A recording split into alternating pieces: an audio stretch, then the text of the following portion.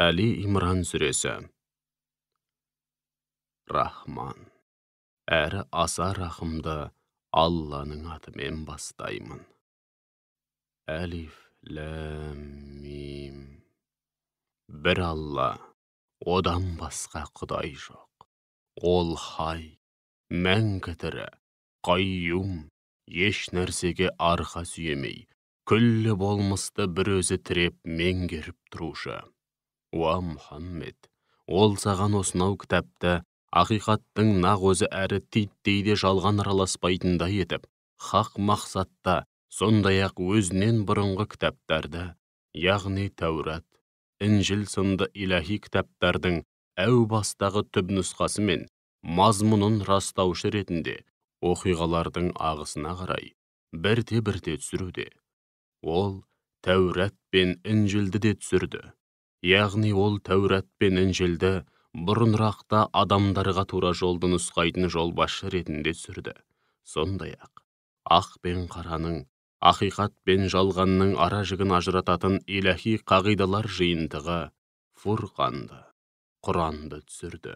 Шүбәсіз Алланың айдан анық аяттарын біле тұра, жоққа шығарып, күпірлік қылғандар үшін өте ауыр азап бар. Алла ұлы, бәрінен үстем, күпірлікке бой алдырған залымдарды оңдырмай жазалап кек алушы. Шүбәсіз, жердегі және көктегі бірде-бір нәрсе Алладан жасырын қала алмайды. Алла сендерді аналарыңның құрсағында өзі қалаған пішінде жаратушы, одан басқа тәңір жоқ. Ол ұлы, бәрінен үстем һәм әрісімен әрбір үкімінде талай хикмет болған асқан даналық иесі. Ол саған осынау кітапты түсірді. Ондағы аяттардың бір бөлігі, мағынасы анық, әрі нақты болған, мұхкам аяттар, міне солар кітаптың негізін құрайды. Ал енді бір бөлігі болса, бір аяттың өзі бірнеше мән беретін мағынасы астарлы, мүтәшәббих аяттар. Жүрегінде тура жолдан ауытқу болғандар, қайткенде бүлік шығарып, ел жұртты тура жолдан тайдыру үшін және аяттарды өз мүдделері мен қарауларына қарай тәпсірлеу үшін ондағы мұхкам аяттарды былай қалдырып, астарлы мағыналы мүтәшәббих аяттарды негізге алады. Шынтуайтында оның мүтәшәббих аяттардың шынайы тәпсірін, ақиқатын бір Алладан басқа ешкім білмейді. Және ілімде тереңдегендер, біз оған, Құранға, толық иман еттік. Ондағы мұхкам, мүтәшәббих аяттардың барлығы да Раббымыздың дәргейінен келді деп айтады. Ақыл иелері ғана ойланып, ғибрат ала алады. Һәм ақыл иелері Аллаға былай жалбарынады. Уа Раббымыз, бізді тура жолға салғаннан кейін, жүректерімізді ауытқыта көрме. Уа Раббымыз, өзіңнің мейірімің болмаса, тура жолда табандап қалуымыз мүмкін емес. Олай болса, бізге өз тарапыңнан мейірім тарту еткейсің. Шүбәсіз, сен құлдарыңды мол сый-сияпатқа бөлеуші, Ваххабсың. Уа Раббымыз, шүбәсіз, сен күллі адамзатты еш күмәнсіз орнайтын қиямет күні ғарасат майданына жинайсың. Шүбәсіз, Алла уәдесінен таймайды.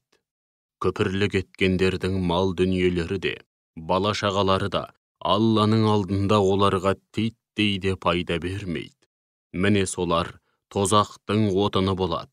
Тура Перғауын әулеті мен олардан бұрынғылардың жағдайындай, олар біздің аяттарымызды өтірікке балап, жалғанға шығарды. Алла оларды күнәлар үшін бас салып жазаға тартты. Алланың жазасы тым ауыр. Күпірлік еткендерге, сендер жер болып жеңілесіңдер және жаппай тозаққа айдаласыңдар. Ол қандай жаман жатақ орын еді деп айт. Бәдірде шайқасу үшін бетпе-бет келген екі топта сендер үшін шүбәсіз үлкен ғибрат бар. Бірі Алла жолында соғысса, екіншісі кәпірлер еді. Соғыс барысында мүміндер олардың көзіне өздерінен екесе көп болып көрінді. Алла қалағанын жәрдемімен қолдайды. Шүбәсіз мұның өзінде көретін көзі барлар үшін ғибрат бар. Әйелдер, әсіресе еркек кіндік балалар, қап-қап алтын мен күміс, асыл тұқымды сәйгүліктер, төрт түлік мал мен егінжай сынды нәпсінің құмарын арттыратын дүниелер адамдардың көз жауын алатындай тартымды етілді. Әсілі, бұлар дүние тіршілігінің өткінші қызығы мен бұйым боқшасы ғана. Шүбәсіз, адам жаны жай табатын ең тамаша жай Алланың құзырында. Оларға сендерді жан тәндеріңмен жақсы көрген сол нәрселерден әлде қайда қайырлы болғаннан хабардар етейін бе? Аллаға қарсы келуден барынша сақтанған тақуа жандар үшін Раббыларының дәргейінде жайқалған жасыл бауларының арасымен һәм салтанатты сарайларының түбінен өзендер ағатын жәннат бақшалары бар, һәм олар сонда мәңгі бақи қалады. Сондай-ақ онда олар үшін пәк жұбайлар және бәрінен де қайырлы болған Алланың разылығы бар. Алла құлдарын әрдайым көріп тұрады деп айт. Тақуа жандар, уа Раббымыз, біз иман келтірдік, күнәларымызды кешіре көр, һәм бізді тозақ азабынан сақтағайсың деп жалбарынады. Олар сондай сабырлы, иманда шынайы, Аллаға қалтқысыз мойын сұнатын, мал дүниелерін игі жолда жұмсайтын, һәм түннің біраз бөлігін құлшылықпен өткізгеннен кейін сәресі уақытында Алладан кешірім тілейтін ізгі жандар. Алладан басқа тәңір жоқ. Бұған ең алдымен Алланың өзі куә, сондай-ақ барлық періштелер мен шынайы ғалымдар да турашылдық пен әділдікті ұстана отырып, осынау ақиқатқа куәлік етті. Ұлы, бәрінен үстем, һәм әрісі мен әрбір үкімінде талай хикмет болған Хаким Алладан басқа тәңір жоқ. Алланың құзырында қабыл болатын хақ дін Ислам. Кітап иелерінің арасындағы алауыздық, оларға ақиқатты білдіретін ілім келгеннен кейін, араларындағы бақталастықтың нәтижесі болған өшпенділіктің кесірінен туындаған еді. Кім-де-кім Алланың аяттарын жоққа шығарып, көпірлік қылса, біліп қойсын, шүбәсіз, Алла жауапқа өте жылдам тартады. Егер кітап иелері сенімен дін мәселесінде сөз таластыруға келсе, оларға мен жан тәніммен бір Аллаға мойын сұндым, маған ергендер де бір Аллаға мойын сұнды деп айт. Сондай-ақ кітап иелеріне және иләһи кітаптан бейхабар, ілімнен махрұм болып, теріс жолда жүргендерге сендер де дәл солай Аллаға мойын сұндыңдар ма деп айт. Егер олар Аллаға мойын сұнса, шүбәсіз тура жолға түскені, ал егер мойын сұнудан бас тартып, сырт айналса, онда сенің жазығың жоқ. Сенің міндетің ақиқатты айтып жеткізу ғана. Алла құлдарын әрдайым көріп тұрады. Алланың аяттарын біле тұра жасырып, көпірлік қылып, пайғамбарларды һәм адамдар арасындағы әділдікке бұйыратын жандарды, нақақтан нақақ өлтірумен болатындарды алдарында күтіп тұрған жан төзгісіз азаппен сүйіншіле. Міне солар дүниеде де, ақиретте де істеген барлығы зая кететіндер. Олардың азаптан құтқаратын бірде-бір медеткері жоқ. Өздеріне иләһи кітаптан жеткілікті үлес тигендерді, яғни иләһи кітапты оқып шынайы іліммен сусындап, біраз нәрседен хабардар болғандарды көрдің бе? Олар араларында туындаған мәселелерге Алланың кітабымен билік айтып, кесімді үкім шығару үшін шақырылғандарына һәм қолдарындағы Алланың кітабына қарап, үкім айтылғанына қарамастан, бір тобы үкімге бой сұнудан бас тартқан күйде сырт айналып кете барады.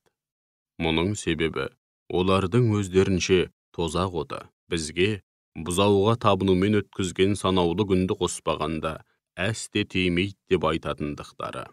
Олардың мұндай ойдан шығарған жалған сөздері мен сенімдері, өздері ұстанған дін мәселесінде оларды осылайша алдауда.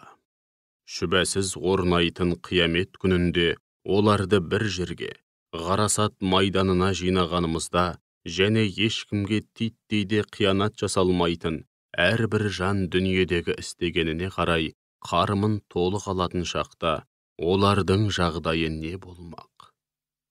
Мұхаммед, былай деп айт: уа, бар билік бір өзіне ғана тиесілі болған Алла тағала. Сен билікті қалағаныңа бересің, һәм қалағаныңнан билікті тартып аласың. Сондай-ақ қалағаныңды үстем етесің және қалағаныңды қор қыласың. Жақсылық атаулы бір өзіңнің ғана қолыңда. Шүбәсіз, сен барлық нәрсеге толық құдіреттісің. Түнді қысқартып, күнді ұзартасың, және күндізді қысқартып, түнді ұзартасың. Сондай-ақ өліден тіріні шығарасың, және тіріден өліні шығарасың, һәм қалағаныңа қисапсыз ризық несібе бересің.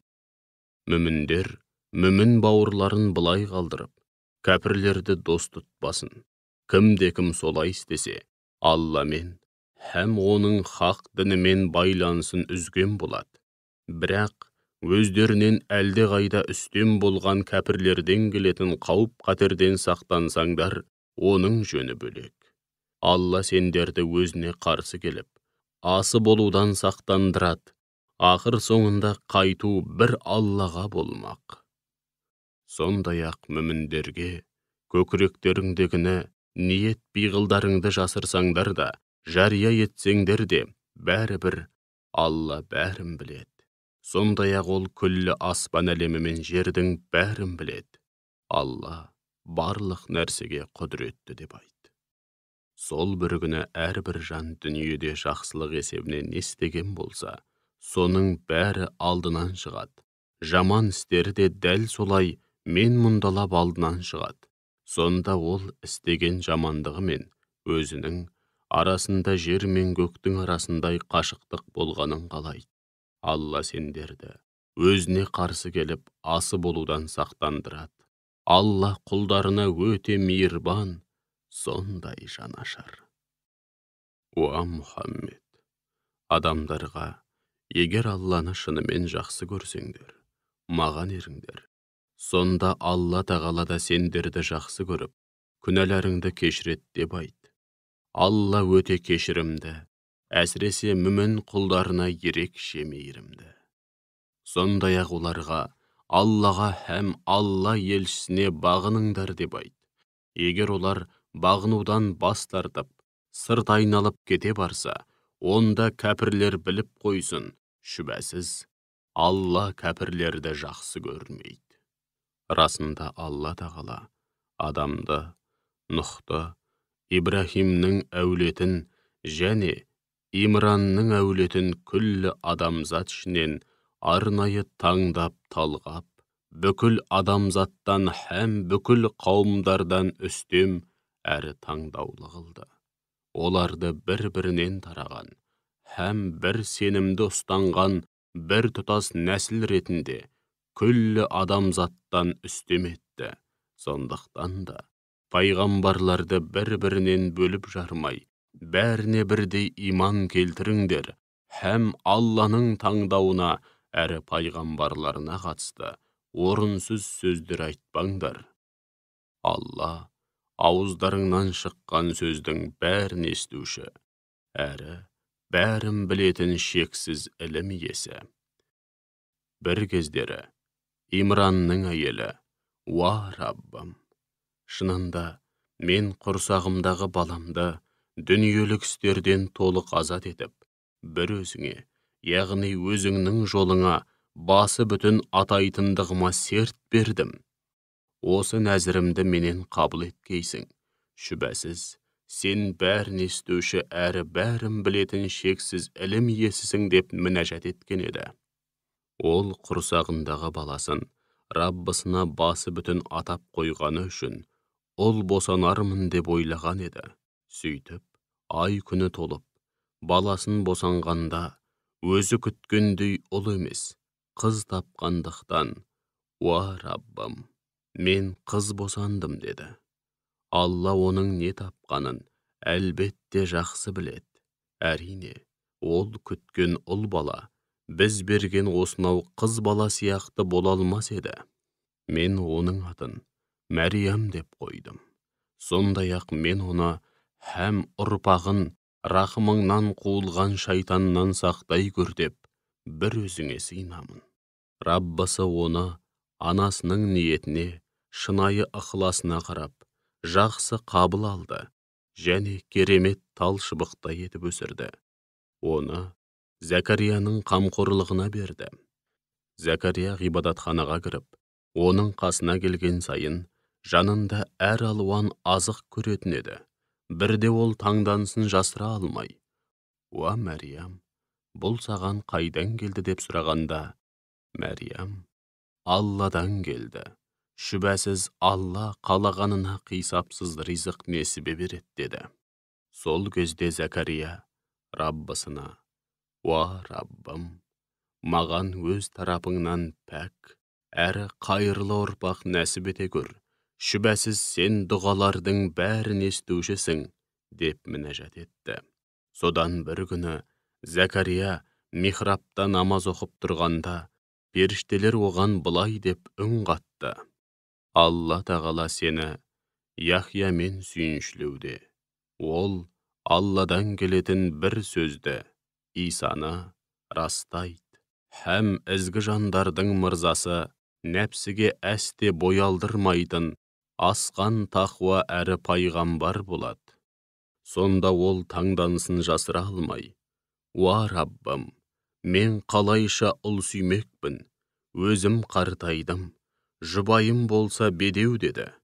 Сол кезде періштелер, Алланың жазуы солай, ол қалағанын істейді деп айтты. Ол, уа Раббым, маған ұлды болатыныма қатысты бір нышан бере көр деді.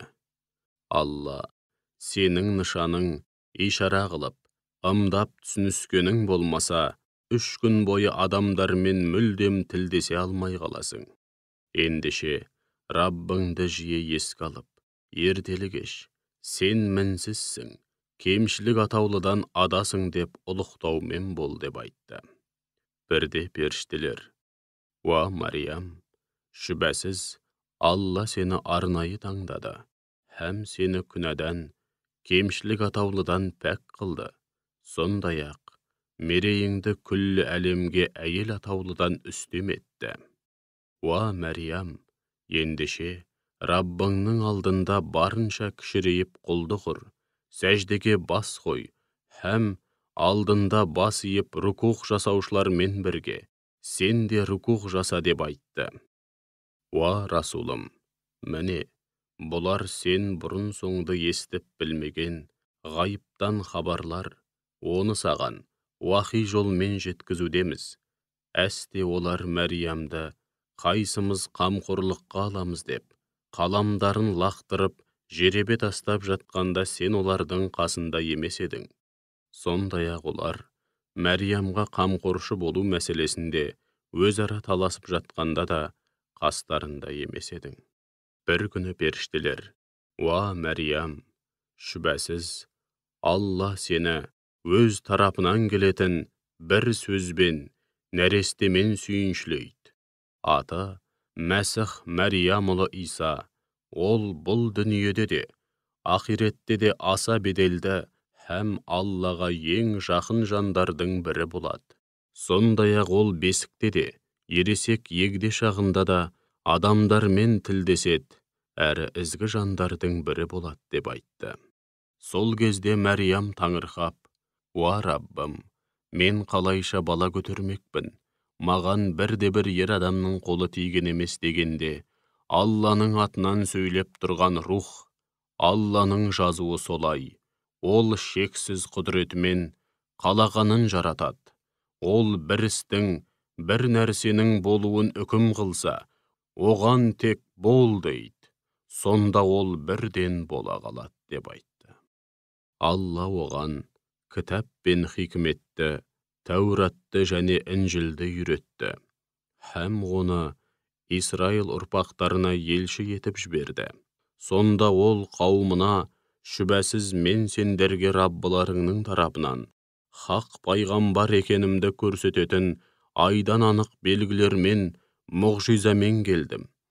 Мен сендерге батпақтан құстың бейнесіне ұқсас мүсін жасаймын да, содан соң оның ішіне үрлеймін. Сонда ол Алланың қалауымен бірден тірі құсқа айналады. Сондай-ақ Алланың рұқсатымен тумысынан көрсоқыр болғанмен, алапесті құлан таза айықтырамын. Өлілерді тірілтемін, және де үйлеріңде не ішіп жеп отырғандарыңды, не жиып жүргендеріңді өздеріңе айтып берем. Егер шынымен мүмін болсаңдар, шүбәсіз бұлардың бәріне сендерге менің хақ пайғамбар екенімді көрсететін айқын дәлелдер бар. Сондай-ақ мен алдымдағы Тәуратты растаушы ретінде, әрі бұрынырақта сендерге харам қылынған нәрселердің кейбірін адал ету үшін келдім. Шүбәсіз мен сендерге құр қол келмедім. Раббыларың тарапынан өзімнің хақ пайғамбар екенімді көрсететін айдан анық дәлелмен, мұғжизамен келдім. Ендеше Аллаға қарсы келіп, асы болудан барынша сақтаныңдар, әрі маған толық бағыныңдар. Шүбәсіз Алла менің де, сендердің де Раббыларың. Олай болса, оған қалтқысыз құлшылық етіңдер. Нағыз тура жол, міне осы деп айтады. Иса олардың шектен шыққан күпірлігін, тіпті өзіне қарсы қастандық ойлағанын сезгенде, Аллаға барар жолда маған қолдау көрсететін кім бар деп жарияға жар салды. Сол кезде хауарилер, біз бармыз, біз Алланың ақ жолының қолдаушыларымыз дегеннен кейін, біз бір Аллаға иман келтірдік. Уа Иса, біздің Аллаға толық мойынсұнған мұсылман екенімізге сен де куә бол деп айтады. Сондай-ақ олар, уа Раббымыз, түсірген кітабыңа иман келтірдік, және елшіңнің соңынан ердік. Бізді өзің түсірген кітаптың, жіберген елшіңнің хақ екендігіне куә болушылардың қатарына жазғайсың деп жалбарынды.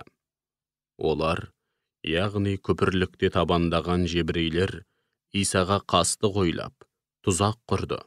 Алла тағала болса, өз қалауын жүзеге асырды, яғни олардың құрған тұзақтарын зая кетіріп, тиісті сазайларын берді. Алла түбінде өз дегенін болдырып, мүмін құлдарына қарсы тұзақ құрғандарды өздері құрған тұзаққа түсіруші. Сол кезде Алла, уа Иса, сенің пайғамбарлық міндетің аяқталды. Енді сені бақиға жеткіземін, сені өз дәргейіме көтеріп әкетемін, һәм күпірлік қылғандардан құтқарып, кінәсіз, пәк екеніңді паш етемін. Сондай-ақ, қиямет қайымға дейін, соңыңнан ергендердің мерейін, күпірлікте табандағандардан үстем етемін. Содан кейін бәрің маған қайтасыңдар. Сонда пәниде бір-біріңмен таласып тартысқан мәселелеріңе қатысты өзім билік айтып, үкім шығарамын деп айтты. Ал күпірлік қылғандарға келсек, оларды дүниеде һәм ақиретте ауыр азаппен жазалаймын. Сонда олардың азаптан қағатын бірде-бір жанашыр медеткері болмайды. Ал иман етіп, игілікті істер істегендер болса, Алла олардың қарымын толық қайтарады.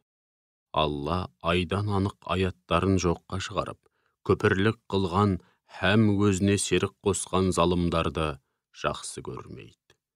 Уа Мұхаммед, міне осынау ақиқаттарды саған аяттардан және хикметке толы Құраннан оқып берудеміз. Шынында, Алланың алдында дүниеге келу тұрғысынан Исаның мысалы адамға ұқсайды. Алла оны ер мен әйелдің қатысынсыз топырақтан жаратты. Содан кейін оған рух үрлеп, бол дегенде бірден бола қалды. Ақиқат тек қана Раббыңнан келеді. Ендеше бұл мәселеде титтей де күмән келтіруші болма. Өзіңе осынау хақ ілім жеткеннен кейін, кім сенімен Иса жайлы сөз таластыратын болса, ондайларға: қане келіңдер, біз өз балаларымызды, сендер өз балаларыңды, біз өз әйелдерімізді, сендер де өз әйелдеріңді, сондай-ақ біз өзімізді, сендер де өздеріңді бір жерге шақырайық. Содан кейін бәріміз бір ауыздан, сондай-ақ біз өзімізді, сендер де өздеріңді бір жерге шақырайық.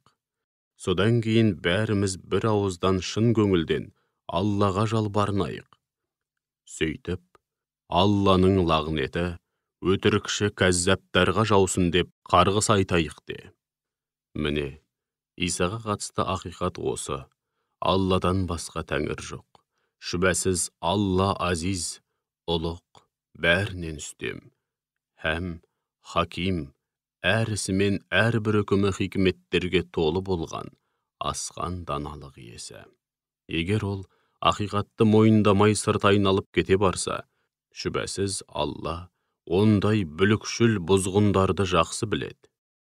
Уа Мұхаммед, оларға: уа кітап иелері, қане бізге де сендерге де ортақ болған арамыздағы мына сөзге келейік. Алладан басқа ешкімге табынбайық, және оған ешкімді һәм еш нәрсені серік етіп қоспайық. Сондай-ақ Алланы ұмытып, бірімізді біріміз тәңір тұтпайық деп айт. Егер олар бұл үндеуге құлақ аспай сырт айналып кете барса, онда ендеше куә болыңдар: шүбәсіз біз Аллаға лайықты түрде мойын сұнған мұсылманбыз деп айтыңдар. Уа кітап иелері, сендер неліктен Ибрахим пайғамбар жайында ол жебрей еді, немесе христиан еді деп дауласасыңдар? Өздерің де білетіндей, Тәурат та, Інжіл де одан кейін түсірілген. Сәл де болса ақылға салып ойланбайсыңдар ма? Мақұл, өздерің азды көпті білетін мәселе Иса хақында дауластыңдар делік. Ал енді өздерің жарытып білмейтін мәселе Ибрахим жайында неге сөз таластырасыңдар? Анығында ақиқатты Алла біледі, сендер білмейсіңдер. Шынында Ибрахим жебрей де, христиан да болған емес. Ол жалған сенімдерден іргесін аулақ салып, бір Аллаға ғана сыйынып, мойын сұнған шынайы мұсылман еді. Сондай-ақ ол мүшріктерден де емес еді.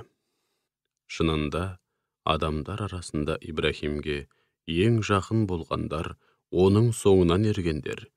Мына аса қадірлі пайғамбар және маңайындағы иман келтіргендер. Алла мүміндердің жанашыр досы. Кітап иелерінің арасындағы бір топ сендерді ақиқаттан адастырып, тура жолдан тайдырғысы келеді. Шынтуайтында олар өз-өздерін ғана адастыруда, һәм соның парқына да бармауда. Уа кітап иелері, қолдарыңдағы кітаптан хақ екенін көре тұра, неліктен Алланың аяттарын жасырасыңдар, һәм мойындамай күпірлік қыласыңдар? Уа кітап иелері, неліктен біліп тұрып ақиқатпен жалғанды араластырасыңдар, және ақиқатты жасырасыңдар?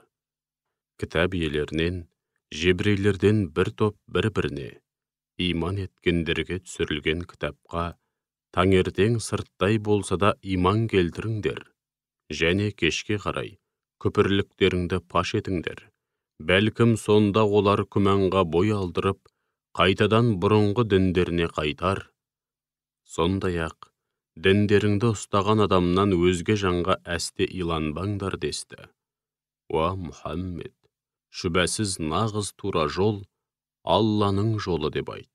Сондай-ақ олар бір-біріне, сендерге берілген уахидың басқа біреуге де берілгендігіне, немесе Раббыларыңның алдында мұсылмандардың сендерге қарсы дәлелді уәж айтып, дауласатынына, тіпті сендерді тұқыртып, сөзбен жығатынына сенбеңдер деседі.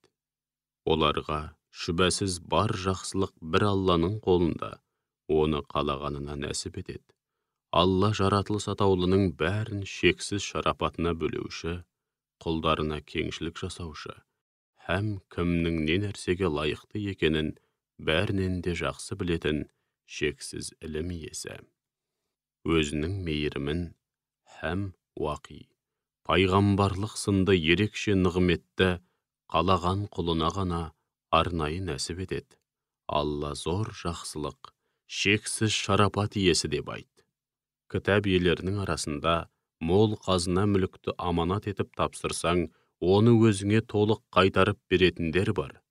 Сондай-ақ, бір динардың өзін аманат етіп тапсырсаң, қыр соңыңнан қалмай қадалып қайта-қайта сұрамайынша, оны өзіңе қайтармайтындар да бар. Мұның себебі, олардың надандарға, яғни кітап иелерінен өзгелерге не істесек те, күнә арқаламаймыз деп айтуы. Олар біліп тұрып, Аллаға өтірік таңады. Яғни, Алла тағала бізбен ниеттес болмағандарға қиянаттың қай түрін болмасын істеуге рұқсат етті деп өтірік айтады. Жоқ, олай емес. Кім-кім, кімге болсын, берген уәдесінде тұрса, және қай мәселеде болмасын, Аллаға қарсы келіп, асы болудан сақтанса, біліп қойыңдар. Алла тақуа құлдарын жақсы көреді. Аллаға берген уәделерін және ішкен ант суларын арзан бағаға сатып, болмашы пайда үшін бұзғандардың сауап тұрғысынан ақиретте алар ешбір нәсібі жоқ. Қиямет күні Алла тағала олармен мүлдем тілдеспейді. Оларға көз қиығын да салмайды, және күнәларынан арылтпайды да. Олар үшін о дүниеде жан төзгісіз азап бар.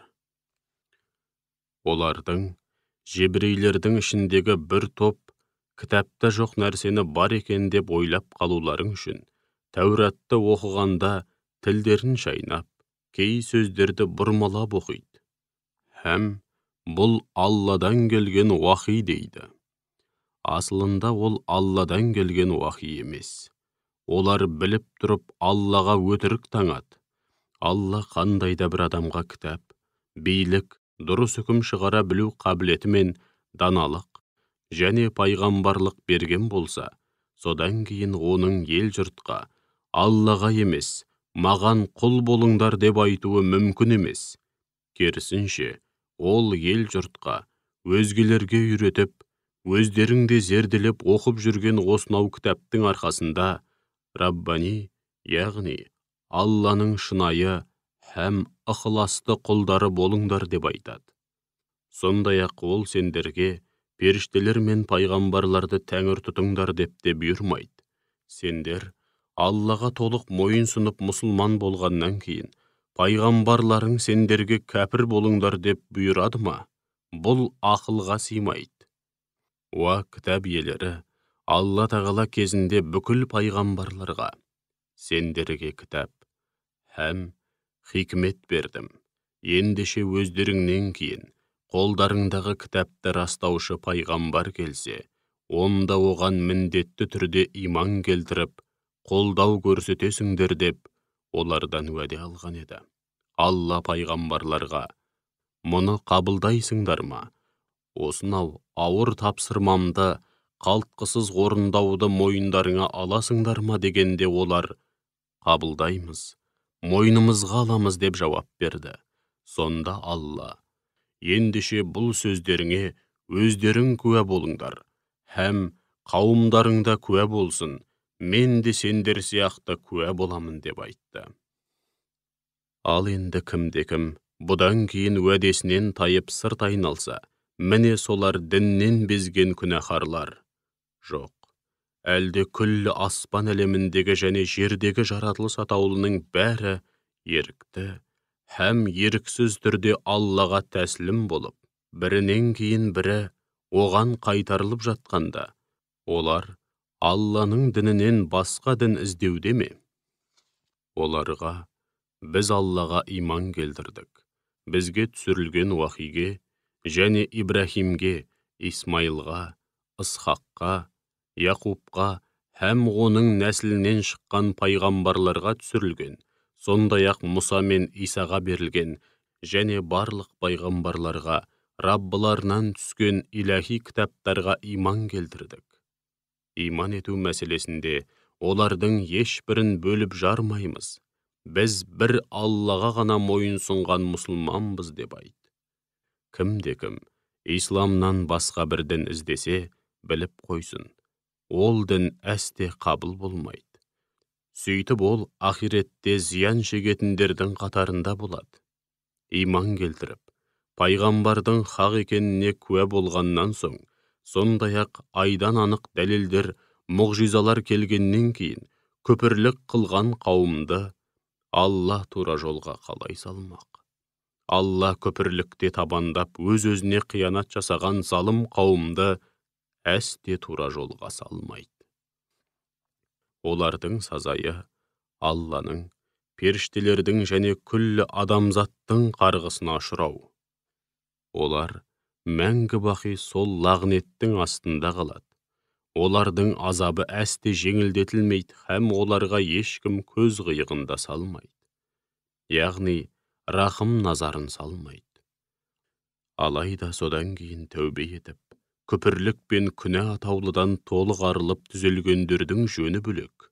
Шүбәсіз, Алла өте кешірімді, тәубеге келіп, өзіне бет бұрған құлдарына ерекше мейірімді.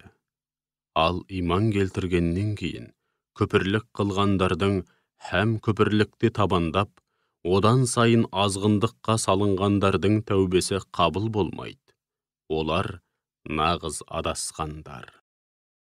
Шүбәсіз, өмірінің соңына дейін күпірлікте табандап, сол күйі кәпір болып өлгендердің әрбірі азаптан құтылу үшін жер беті толы алтын берсе де, олардың ешбірінен ондай төлем қабыл болмайды. Міне, соларға жан төзгісіз азап бар, һәм оларға қол ұшын беретін медеткер де болмайды. Жақсы көрген мал дүниелеріңнен Алла жолында жұмсамайынша, ізгілік пен кемелдікке қол жеткізе алмайсыңдар. Сондай-ақ қайыр садақа ретінде не берсеңдер де, Алла оны сөзсіз біледі. Тәурат түсірілмей тұрып, Исраилдің, яғни Яқуб пайғамбардың өз-өзіне харам еткенінен өзге, Құранда адал етілген ішіп-жем атаулының барлығы Исраил ұрпақтарына адал болған. Ендеше оларға, Тәуратта мансұқ аяттар жоқ деген сөздерің рас болса, онда Тәуратты әкеліңдер де оқыңдар деп айт. Ал енді бұдан былай кім-кім өз ойынан өтірік айтып, соны Аллаға телейтін болса, міне солар Алланың алдында асы болып, өз-өздеріне қиянат жасаған нағыз залымдар. Уа Мұхаммед, оларға Алланың айтқаны рас. Ендеше жалған сенімдерден арылып, пәк жүрек таза ниетпен бір Аллаға ғана иман еткен күйде Ибрахимнің хақ дініне кіріңдер. Өздерің де жақсы білетіндей, ол мүшріктердің қатарында емес еді деп айтқын. Шүбәсіз, жер бетінде адамдар үшін құлшылық орны ретінде ең алғаш салынған үй Меккедегі Қағба. Ол құт берекенің қайнар көзі, күллі адамзатты тура жолға бастаушы һәм бет бұратын құбыла. Онда оның қасиеттілігін көрсететін айқын белгілер мен дәлелдер, соның ішінде Ибрахимнің құлшылық еткен орны бар. Кім-кім Алланың үйіне кірсе, қауіп-қатерден аман болады. Алланың үйін зиярат етуге шамасы жететін әрбір адам үшін қажылыққа бару, оның мойнындағы Алланың ақысы. Ал кім-кім күпірлік қылып, қажылықты жоққа шығарса, немесе жағдайы болып, шамасы жетіп тұрып, қажылық парызын өтемесе, біліп қойыңдар. Алла ешкімге мұқтаж емес, ешкімнің қажылығына да, басқа құлшылығына да зәру емес. Керісінше бүкіл ғалам оған мұқтаж. Оларға, әй кітап иелері, Алла не істеп не қойып жүргендеріңе толық куә болып тұрғанда, неліктен Алланың аяттарын жоққа шығарып, күпірлік қыласыңдар деп айт. Сондай-ақ оларға, уа кітап иелері, өздерің ақиқатқа куә бола тұра, неліктен Алланың тура жолын қисық, теріс етіп көрсетуге тырысып, иман еткендерді Алланың хақ жолынан қақпайлайсыңдар. Алла не істеп, не қойып жүргендеріңнен бейхабар емес деп айт. Уа иман еткендер, егер кітап иелерінің бір тобырының айдағанына жүріп, айтқанына көнетін болсаңдар, онда біліп қойыңдар. Олар сендерді иман келтіргеннен кейін кері кетіріп, діннен бездіріп кәпір қылады. Көз алдарыңда Алланың аяттары оқылып жатқанда, һәм араларыңда Алла елшісі жүргенде қалай ғана діннен безіп, күпірлік қыласыңдар. Кім Аллаға шын көңілден берілсе, шүбәсіз тура жолға түскені. Уа иман еткендер, Аллаға қарсы келуден тиісінше сақтаныңдар, һәм өмір бойы бір Аллаға мойын сұнып, ажалдарың келгенде де, кәміл мұсылман болып қана жан тапсырыңдар, басқаша өлмеңдер. Барлығыңда Алланың желісіне, дініне мықтап жармасыңдар және өзара бөлінбеңдер. Сондай-ақ, Алланың өздеріңе үйіп төгіп берген нығметін естеріңе алыңдар. Кезінде біріңе-бірің бітіспес дұшпан едіңдер, ал бүгін Алла тағала жүректеріңді жарастырды. Сөйтіп, оның иман, хақ дін ислам сынды баға жетпес нығметінің арқасында біріңе-бірің бауыр болдыңдар. Сондай-ақ кезінде сендер тозақ шыңырауының шетінде тұрған едіңдер. Алайда Алла сендерді одан сақтады. Сендер тура жолға түссін деп, Алла өзінің аяттарын міне осылайша ашық баяндайды. Уа мүміндер, араларыңда ел жұртты ізгілікке шақырып, жақсылықты бұйыратын һәм жамандықтан тиятын бір қауым болсын. Міне солар екі дүниеде де азаптан құтылып, мақсат мұратына жеткендер. Өздеріне ақиқатты көрсететін айдан анық дәлелдер келгеннен кейін, алауыздықтың кесірінен жік-жікке бөлініп, сан түрлі теріс жолдарға түсіп кеткендер сияқты болмаңдар. Олар үшін алапат азап бар. Күндердің күнінде бір шама жүздер ағарып, бір шамасы қара қошқыл тартады.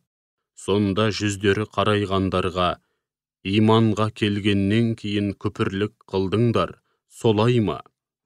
Ендеше, күпірлік қылғандарың үшін мына азапты тартыңдар делінеді. Ал жүздері ағарғандар Алланың шексіз мейіріміне бөленіп, жұмаққа кіреді.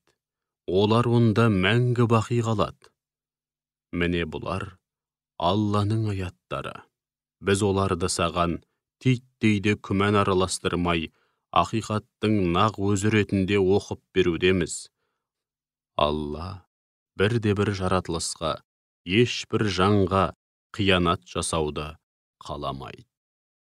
Күллі аспан әлемі мен жердегінің бәрі бір Аллаға тиесілі. Сондай-ақ, барлық істер нәтижеде Алланың алдына барады. Сөйтіп ол қай іске қандай үкім шығарса, сол болады. Уа Мұхаммедтің үмбеті! Сендер Раббыларыңның қалауымен күллі адамзаттың игілігі үшін жарыққа шығарылған, жаралған, ең қайырлы үмбетсіңдер. Үнемі жақсылыққа шақырып, жамандықтан тиясыңдар. Аллаға кәміл сенесіңдер. Егер кітап иелері де сендер секілді иман келтірсе, шүбәсіз өздері үшін жақсы болар еді. Шүбәсіз олардың арасында да шынайы мүміндер бар. Алайда басым көпшілігі хақ діннен безген күнәһарлар. Олар тіл тигізіп, ренжіткені болмаса, сендерге ешбір зиян келтіре алмайды. Егер сендермен соғысатын болса, жондарын көрсетіп қашады. Содан соң олар ешкімнен қолдау таппайды. Олар пешенелеріне қорлық мөрі басылғандықтан қай жерде жүрсе де қорлықтан көз ашпайды. Тек Алла тарапынан қорғауға алынғандарының және мүміндердің қорғауында болғандарының жөні бөлек.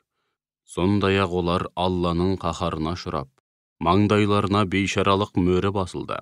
Өйткені олар Алланың аяттарын жоққа шығарып, күпірлік қылатын және пайғамбарларды нақақтан-нақақ өлтіретін еді.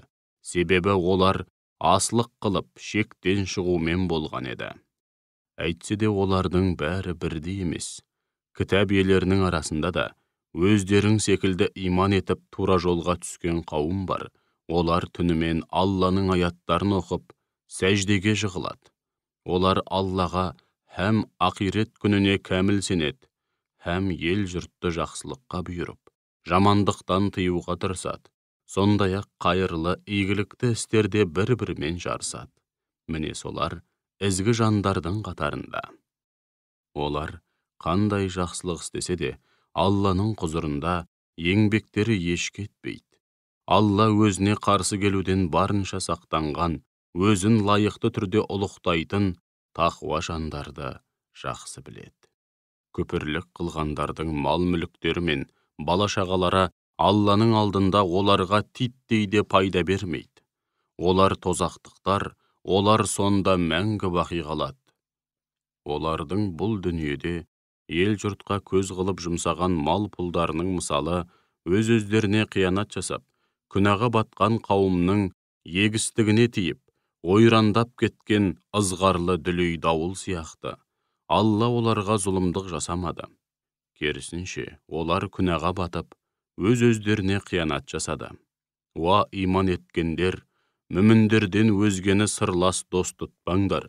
Өйткені қаскөй кәпірлер сендерге жамандық жасау үшін қолдарынан келгенін аямайды. Сондай-ақ олар сендердің қиындық пен қасіреттен көз ашпағандарыңды қалайды. Көрмейсіңдер ме? Сендерге деген дұшпандықтары ауыздарынан төгілуде, ал іштеріне бүккен қастығы одан бетер. Егер ақылға салып ойланып, тиісінше әрекет ететін болсаңдар, сендерге айдан анық ақиқаттарды ашық баяндаудамыз. Сендер жүректерің таза, көңілдерің пәк болғандықтан оларды дос тұтып жақсы көресіңдер. Алайда олар сендерді жақсы көрмейді. Сондай-ақ сендер иләһи кітаптардың барлығына кәміл сенесіңдер. Олар болса, сендермен жолыққанда иман келтірдік деп айтады. Ал өздері оңаша қалғанда сендерге деген ыза кектен бармақтарын шайнап, тістерін қайрайды. Оларға сол ыза кектеріңе булығып өліңдер деп айт. Шүбәсіз Алла көкіректердегі сырлардың бәрін біледі. Егер сендер қандай да бір игілікке кенелсеңдер, бұл олардың көңіліне қаяу түсіреді. Ал бастарыңа қандай да бір жамандық келсе, онда олар мәз болып қуанады.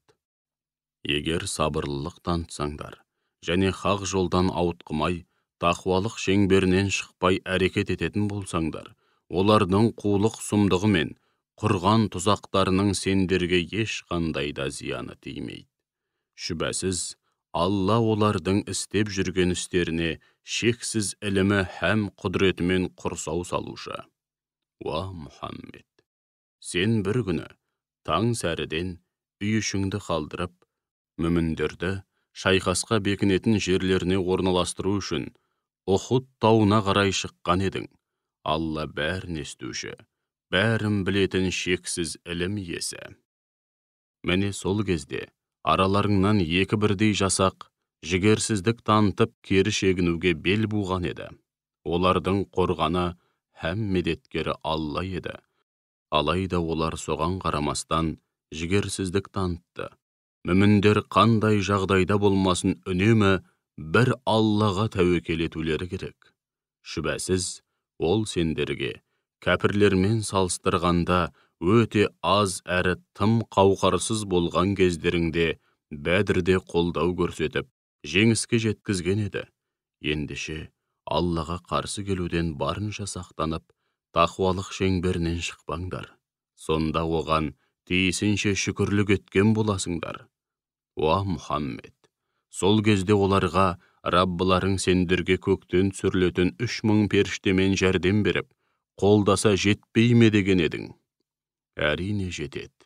Егер сабырлылық танытсаңдар, һәм Аллаға қарсы келуден сақтансаңдар, дұшпандарың дәл қазір тұтқиылдан шабуыл жасайтын болса, Раббыларың жауынгерлік нышаны бар 5000 періштемен сендерге жәрдем береді.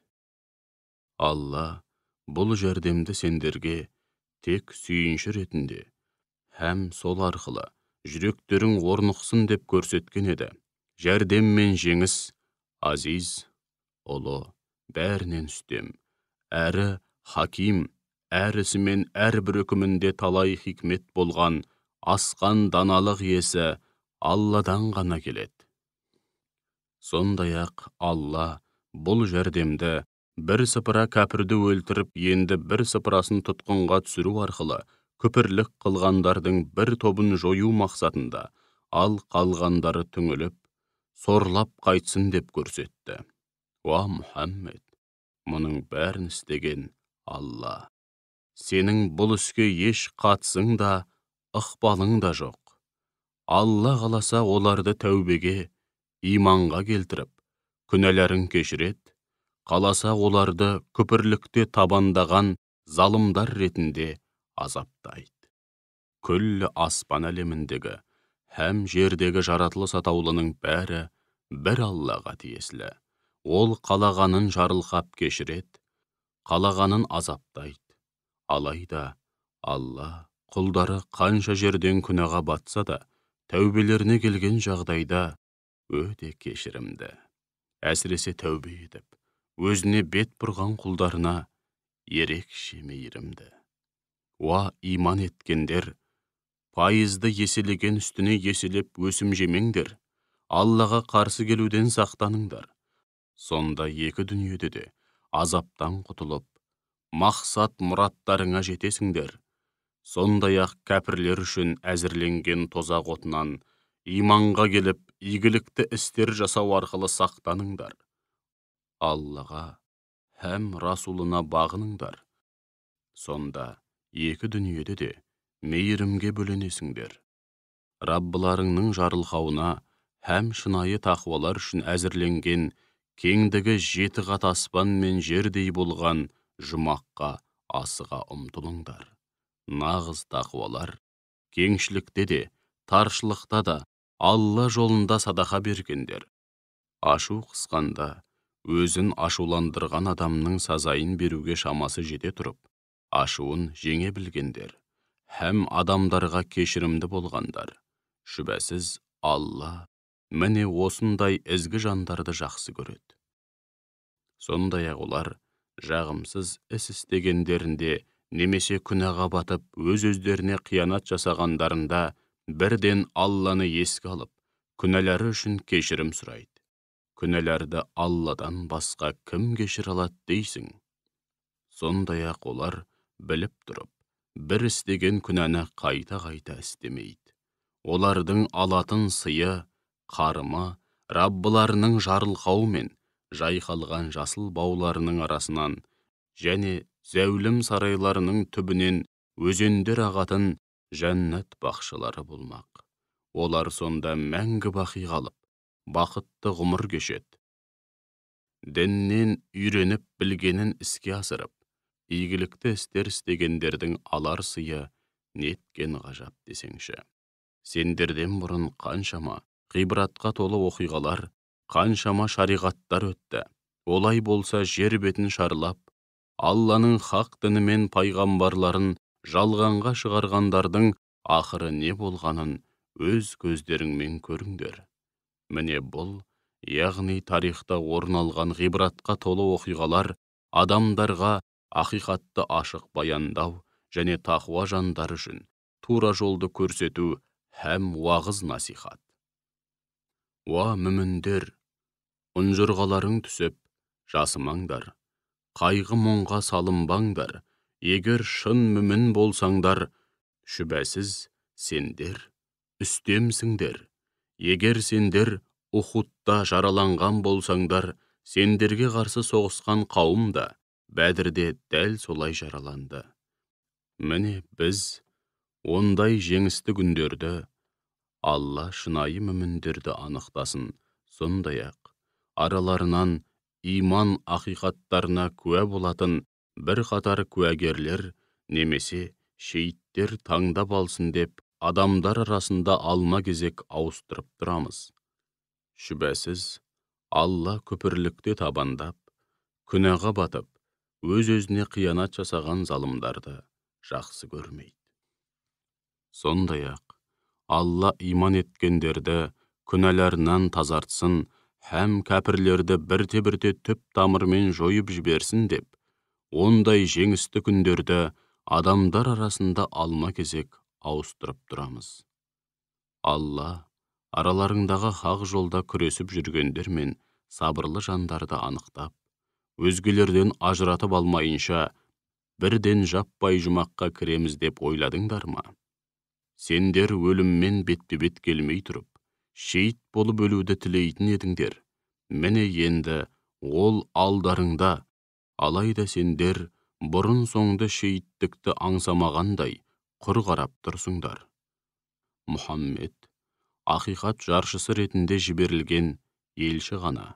Одан бұрында талай елшілер келген.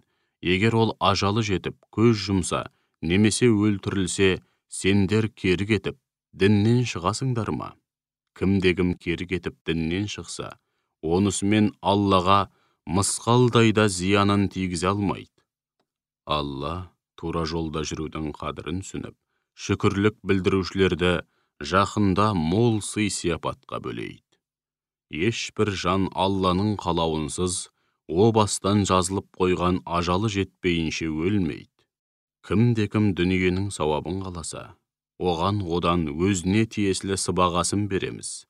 Ал кім ақирет сауабын қаласа, оған да өз сыбағасын береміз.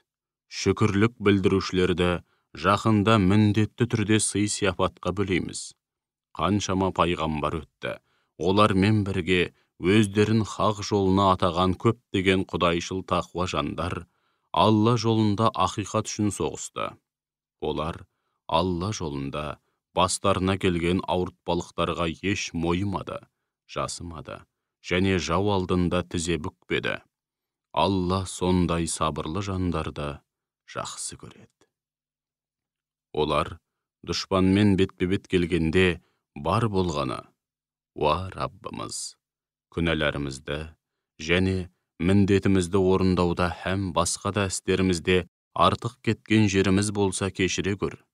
Бізді жау алдында табанды қылғайсың, һәм бізге кәпірлер қауымына қарсы жәрдем беріп, жеңіске жеткізгейсің» деп жалбарынған еді. Сол үшін Алла оларға дүниенің сауабын, игілігін һәм ақиреттің сондай керемет сауабын, жұмақты нәсіп етті. Алла тағала ондай ізгі жандарды жақсы көреді.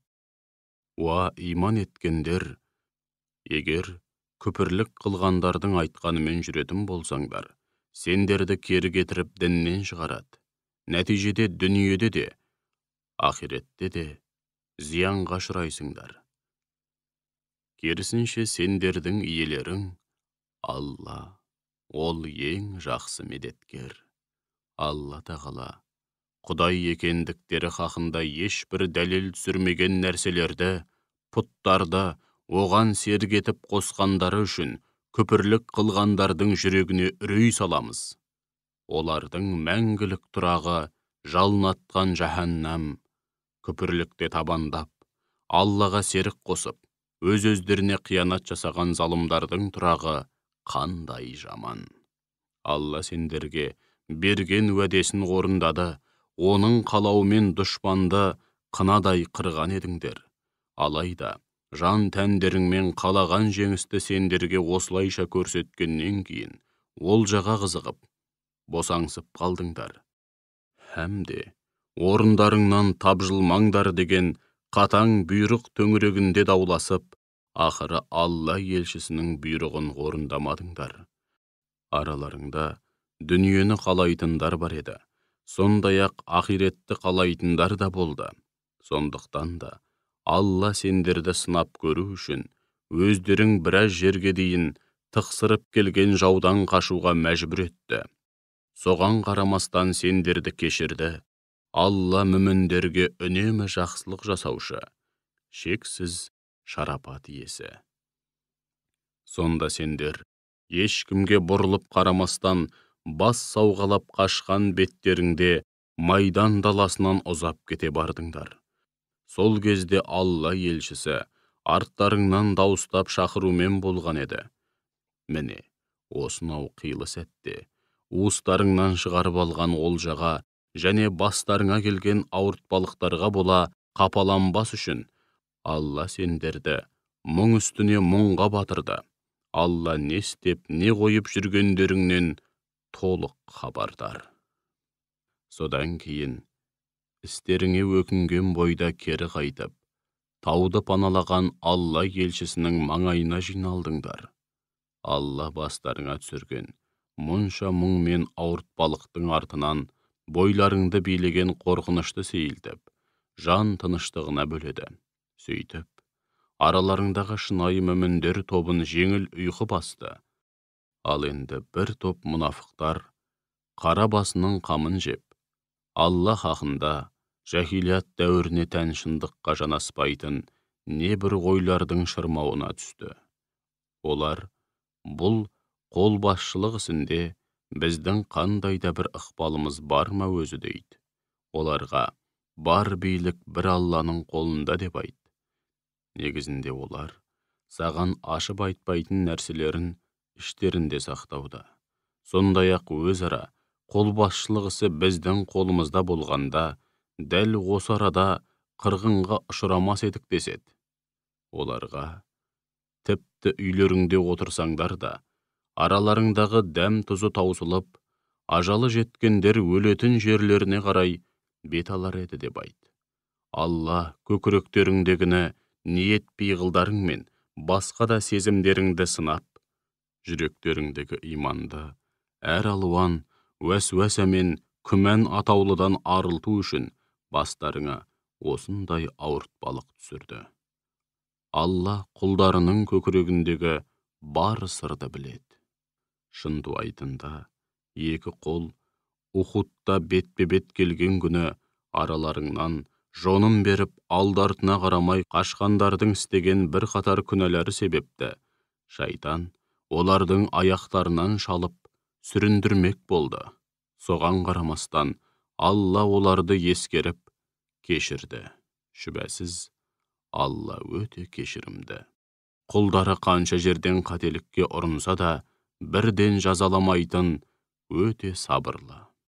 Уа иман еткендер, өздері кәпір болып тұрып, Алла жолында жорыққа шығып немесе соғысып шейіт болған туыстары, руластары немесе отандастары болған бауырлары жайлы, егер олар біздің қасымызда болғанда өлмес те еді, жау қолынан қаза таппас та еді деп айтқан кәпірлер сияқты болмаңдар. Алла мұны олардың жүрегін қасірет жайласын деп істеуде. Жан бітіріп, өмір сыйлайтын да, өмірді қиятын да бір Алла. Алла не істеп, не қойып жүргендеріңді толық көруде. Егер Алла жолында өлтірілсеңдер, яки өлсеңдер біліп қойыңдар, Алланың кеңшілігі мен рахмы олардың, кәпірлердің тірі жүріп, өмір бойы жиған терген дүниелерінен әлде қайда қайырлы. Өздерің өлсеңдер де, өлтірілсеңдер де, сөзсіз Алланың алдына жиналасыңдар. Уа Мұхаммед, сен сондай қиын шақта Алланың рахымының арқасында ғана айналаңдағы адамдарға жұмсақ, биязы бола білдің. Егер дөрекі тас жүрек болғаныңда, маңайыңдағылардың бәрі сенен безіп, жан-жаққа тарап кетер еді. Ендеше, оларға кешіріммен қара, һәм олар үшін кешірім тіле. Сондай-ақ, олармен әр істе кеңесіп отыр. Егер қандай да бір іске бел бусаң, бір Аллаға тәуекел ет. Шүбәсіз, Алла тәуекелшіл құлдарын жақсы көреді. Егер Алла сендерге жәрдем берсе, сендерді ешкім де жеңе алмайды.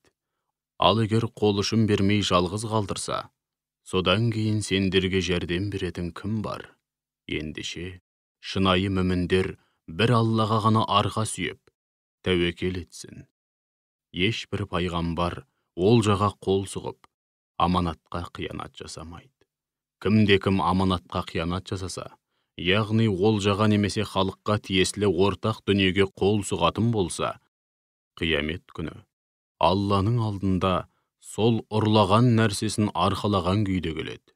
Содан кейін әрбір жанға дүниеде істеген істерінің қарымы толық қайтарылады. Сондай-ақ, олардың ешбірі әділетсіздікке ұшырамайды, яғни сауаптары кемітілмейді, һәм күнәләрінің жазасы орынсыз еселенбейді. Алланың разылығын көздеген адам мен Алланың қаһарына ұшыраған әрі ақыр соңында паналайтын жері жаһаннам болған адам тең бе? Ол қандай жаман ақырғы тұрақ, қандай жаман барар жер. Олардың, яғни адамдардың Алла алдындағы дәрежелері әрқилы. Алла олардың не істеп, не қойып жүргенін толық көруде. Расында, Алла мүміндерге өз араларынан бір пайғамбар жіберу арқылы үлкен жақсылық жасады. Пайғамбар оларға Алланың Құрандағы һәм болмыста көрініс тапқан аяттарын оқып түсіндіреді, ой саналарын теріс ойлар мен қате түсініктерден, жүректерін жалған сенімдерден және өмірлерін күнә атаулыдан арылтып тазартады. Сондай-ақ оларға кітап пен хикметті, яғни кітапты дұрыс түсіну әрі жүзеге асыру жолдарын, ондағы пәрмендер мен тыйымдардың хикметін һәм жаратылыс пен түрлі құбылыстардың мән мақсатын үйретеді. Шүбәсіз, бұдан бұрын олар анық адасуда еді. Сендер арқылы дұшпандарыңның басына келген бәленің тең жарымы өз бастарыңа келгенде, бұл қайдан ғана келді деген едіңдер. Оларға бұл өздеріңнен болды деп айт. Шүбәсіз, Алла барлық нәрсеге құдіретті. Екі қол бетпе-бет келген Ухуд шайқасы болған күні бастарыңа келген бәле алдымен өздеріңнен һәм шүбәсіз Алланың қалауымен болды. Алла шынайы мүміндерді айқындап көрсету үшін солай істеді. Әрі, екіжүзділік жасағандарды айқындап, әшкерелеу үшін істеді. Оларға келіңдер, Алла жолында ақиқат үшін соғысыңдар, тым болмаса қорғаныс шебінде болыңдар, жаудан бала-шағаларыңды, жерлеріңді қорғаңдар делінсе де, олар, егер соғыстың шынымен болатынын білсек, онда сендерге сөзсіз қосылар едік, алайда шайқастың болуы неғайбыл деп жауап берді. Шынтуайтында олар сол күні иманнан гөрі күпірлікке әлде қайда жақын еді, жүректерінде болмаған нәрсені ауызбен айтуда еді. Алла олардың ішіне бүккен пиғылдарын жақсы біледі. Сол екіжүзділер өздері соғысқа шықпай, үйлерінде отырып алғанымен қоймай, Алла жолында жаумен айқасып, шейіт болған туыс, немесе жерлес бауырлар жайлы, егер олар сөзімізге құлақ асып, тілімізді алғанда өлтірілмес еді дейді. Оларға айтқандарың рас болса, һәм қолдарыңнан келсе, қане, өз ажалдарыңның бетін қайтарып көріңдерші деп айт. Алла жолында өлтіріліп, шейіт болғандарды өлі деп ойлама. Керісінше, олар тірі, әрі Раббыларының дәргейінде ризық несібеге бөленуде. Олар Алланың шексіз шарапатымен бірге нығметтеріне шат-шадыман болып қуануда, әрі өздерімен әлі қауышпағандарды, яғни діндес бауырлары Алламен қауышқанда олар үшінде ешқандай қорқыныш жоқ екенін, һәм әсте жабықпайтындықтарын айтып, сүйіншілеуді қалайды. Сондай-ақ олар мүмін бауырларын Алланың көз көріп, құлақ естімеген әрі ешкімнің ойына да кіріп шықпаған нығметтері һәм шексіз шарапатымен, сондай-ақ Алланың мүмін құлдарының сауабын әсте зая етпейтіндігін айтып, сүйіншілейді. Тіпті жараланғаннан кейінде Алланың және пайғамбардың шақыруына құлақ асып, жаудың ізіне түскендерге, әсіресе олардың арасындағы бейне бір Алланы көріп тұрғандай, жоқ дегенде Алла тағаланың өздерін көріп тұрғанын бір сәтке де қаперінен шығармай, жадында ұстаған, һәм Аллаға қарсы келуден барынша сақтанып, тақуалық шеңберінен шықпай, әрекет еткен сол мүміндерге үлкен сый-сияпат, зор сауап бар. Ел жұрт оларға: дұшпандарың сендерге қарсы қол жинады, ендеше олардан қорқыңдар, һәм аман-сау тұрғандарыңда бас сауғалаңдар дегенде, бұл хабар олардың иманын одан сайын арттыра түсті. Сонда олар: бізге бір Алла жетеді, ол қандай керемет қамқоршы деп жауап берді. Сөйтіп олар соғыстан Алланың нығметімен шексіз шарапатына мол сауапқа бөленіп, ешбір жамандыққа ұшырамай аман-есен оралды. Олар Алланың разылығын мақсат етіп басшылыққа алды. Алла шексіз шарапат, зор игілік иесі. Расында, сендерге сол жаманатты жеткізген шайтан. Одан басқа ешкім емес. Ол сендерді өзінің кәпір достарымен қорқытқысы келеді. Егер шынайы мүмін болсаңдар, олардан қорықпаңдар, менен ғана қорқыңдар. Күпірлікте бір-бірімен жарысқа түскендер көңіліне қаяу түсірмесін.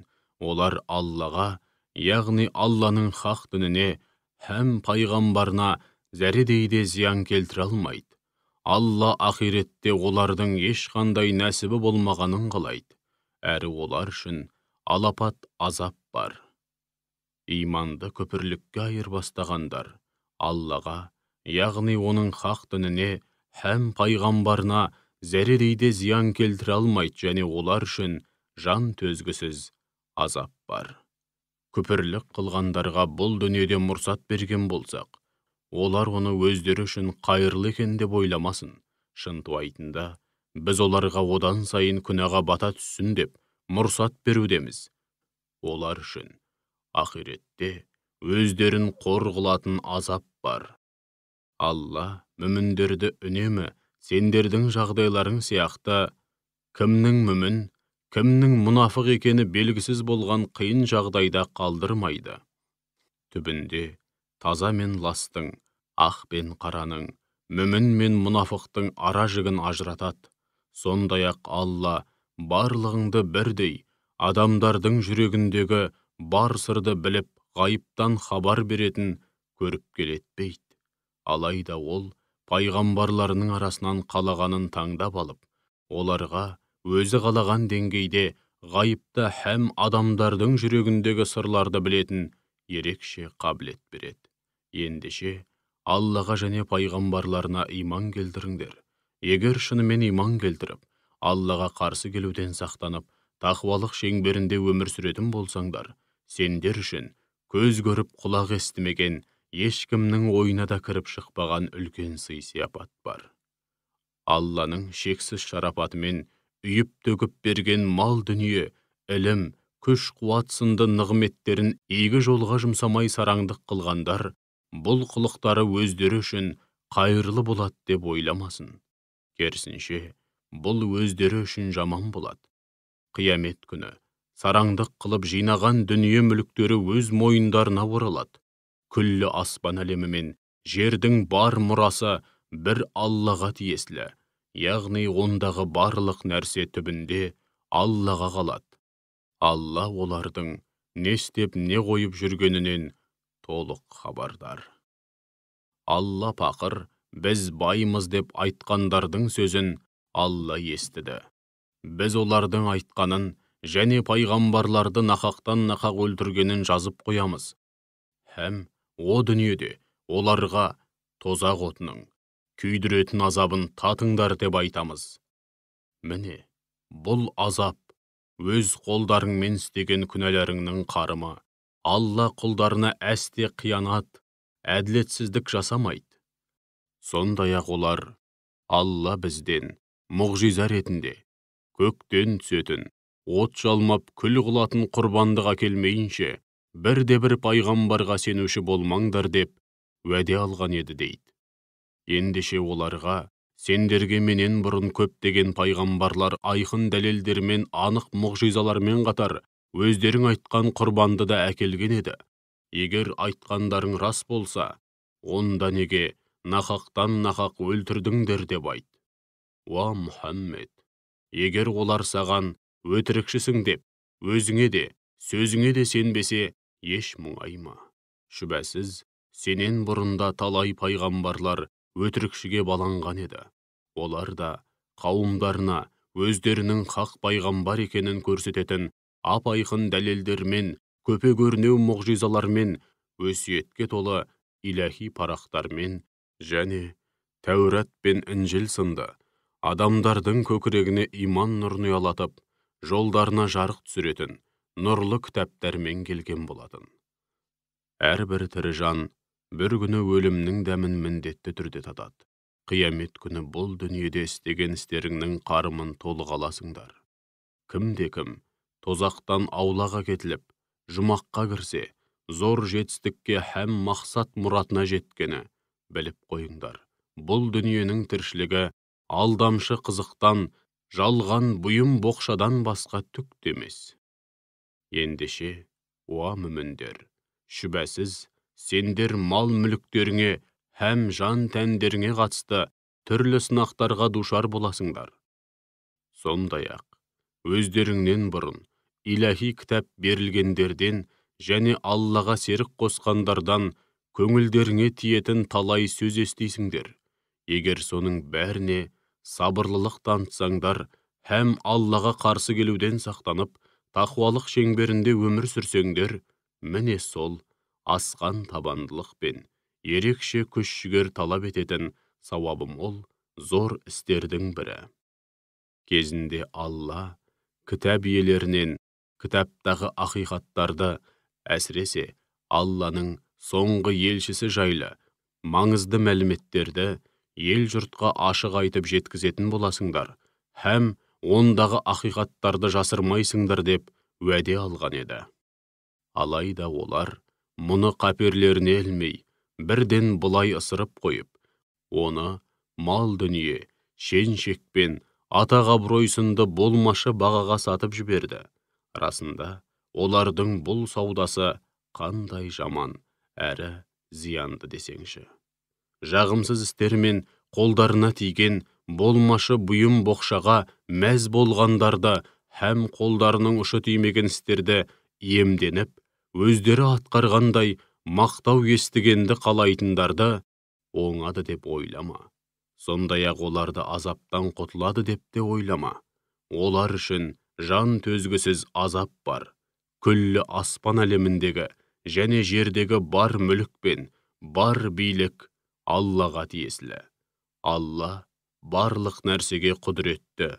Шүбәсіз күллі аспан әлемі мен жердің жаратылуында, түн мен күннің алма-кезек ауысып, ұзарып қысқаруында ақыл иелері үшін Алланың шексіз құдіреті мен шексіз билігін көрсететін ғибратқа толы талай айқын белгілер, дәлелдер бар. Олар тікесінен тік тұрып та, отырып та, бір бүйірлеп жантайып жатып та, үнемі Алланы еске алады, һәм күллі аспан әлемі мен жердің жаратылысына терең ой жүгіртіп, уа Раббымыз, сен мұны бекерге мақсатсыз жаратпадың. Сен мақсатсыз, мәнсіз іс істеуден аулақсың. Бізді тозақ отынан сақтай көр.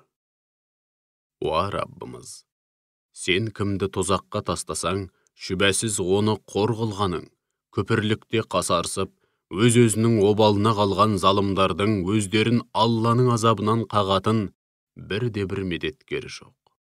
Уа Раббымыз, расында біз Раббыларыңа иман келтіріңдер деп, иманға шақырған ақиқат жаршысын естідік және естіген бойда оған құлақ асып, иман келтірдік. Уа Раббымыз, біздің күнәләрімізді кешіре көр, кінә қателіктерімізді амал дәптерімізден өшіре көр, және бізді дүние салғаннан кейін өзіңе жақын болған ізгі әрі кемел мүміндердің қатарына қосқайсың. Уа Раббымыз, бізге пайғамбарларың арқылы уәде етіп, беремін деген сый-сияпатыңды, жұмақ пен жамалыңды көру нығметін нәсіп еткейсің. Сондай-ақ, қиямет күні бізді жерге қарата көрме.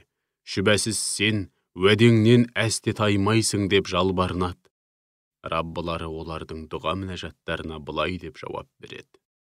Шүбәсіз, мен мейлі ер, мейлі әйел болсын, араларыңнан үнемі осылай игілікті істер атқарғандардың еңбегін зая етпеймін. Өйткені сендер бір бүтінсіңдер, яғни мақсат мұраттарың, ұстанған жолдарың бір, һәм еңбектеріңе қарай қарымдарыңды аласыңдар. Менің жолымда хижрет еткен, әрі атамекенінен қуылған, менің жолымда сан түрлі зәбір зомбылыққа төзе білген, һәм керек кезде дұшпанға қарсы қасық қаны қалғанша соғысқан, және өлтірілген әрбір жанның кінә қателіктерін жасырамын.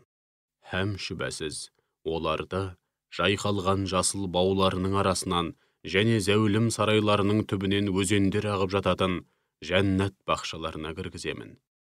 Бұл Алла тарапынан берілетін ерекше сый-сияпат. Әлбетте ең керемет сый-сияпат Алланың дәргейінде. Хақ дінді мойындамай, күпірлік қылғандардың уақытша молшылық пен баянсыз биліктің арқасында қала-қала, ел-елді шарлап, шалқып жүргендеріне алданба. Бұл көзді ашып жұмғанша өте шығатын қу тіршіліктің өткінші қызығы ғана. Содан кейін олардың барып, паналайтын жері тозақ болмақ. Ол қандай жаман жатақ. Алайда Раббыларына қарсы келмей, тақуалық шеңберінде өмір сүргендер үшін жайқалған жасыл бауларының арасынан және зәулім сарайларының түбінен өзендер ағып жататын жәннат бақшалары бар. Олар онда мәңгі бақи қалып, Алладан ерекше сый құрмет көреді. Алланың дәргейіндегі бар игілік, ізгіде кемел мүміндер үшін әлде қайда қайырлы. Шүбәсіз, кітап иелерінің арасында Аллаға иман келтіретін, сендерге түсірілген Құранға және өздеріне түсірілген Тәуратқа, Інжілге кәміл сенетін, һәм Алладан шын именіп, жан тәнімен мойын сұнатындар да бар. Олар Алланың аяттарын арзан бағаға сатпайды, болмашы нәрсеге айырбастамайды. Олардың алар сауабы мен сый-сияпаты Раббыларының дәргейінде. Шүбәсіз Алла жауапқа өте жылдам тартушы. Уа иман келтіргендер! Алла жолында бастарыңа келетін ауыртпалықтарға, сондай-ақ оның бұйрықтарын орындап, тыйғандарынан тыйылу мәселесінде барынша сабырлылық танытыңдар. Дұшпанмен бетпе-бет келгенде барынша табандылық танытыңдар. Сабырлы болуда олардан асып түсіңдер, һәм бір-біріңді сабырлы болуға шақырыңдар. Аллаға құлшылық етуге, һәм оның жолында күресуге келгенде оттай маздап, әрдайым дайын тұрыңдар, әрі бір-біріңе сүйеу болыңдар. Аллаға қарсы келіп, асы болудан барынша сақтанып, әрдайым тақуалық аясында өмір сүріңдер. Міне, осылайша, екі дүниеде де азаптан құтылып, мақсат мұраттарыңа жетесіңдер.